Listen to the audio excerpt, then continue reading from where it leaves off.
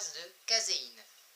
Il vous faut une casserole et une plaque de cuisson, du lait, du bicarbonate de soude, de l'acide éthanoïque ou du vinaigre, de bécher, un agitateur, un thermomètre, un pH-mètre, une filtration sur Buchner, mais une simple filtration suffit également. La colle de caséine a été découverte en 1897 au moment du développement de l'industrie du contreplaqué par le chimiste allemand Spittler. Au début du XXe siècle, elle est massivement utilisée dans l'industrie aéronautique naissante. Les avions allemands de la Première Guerre mondiale ont été assemblés avec la colle de caséine. Les caséines sont les principales protéines du lait. Elles sont composées de 209 acides aminés.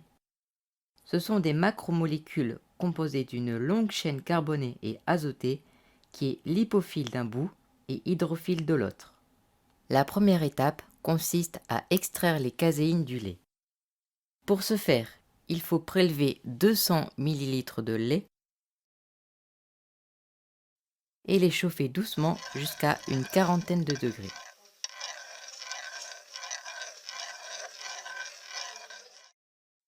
Ensuite, il faut ajouter goutte à goutte de l'acide éthanoïque jusqu'à atteindre un pH d'environ 4,6.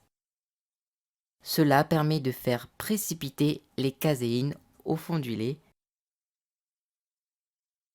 comme vous pouvez le voir au fond de la casserole. On dit que le lait caille.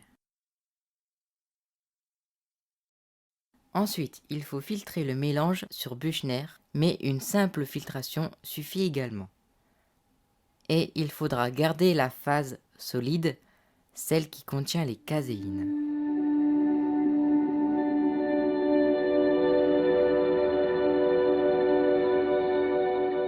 Ensuite, on y ajoute 6 g de bicarbonate de soude.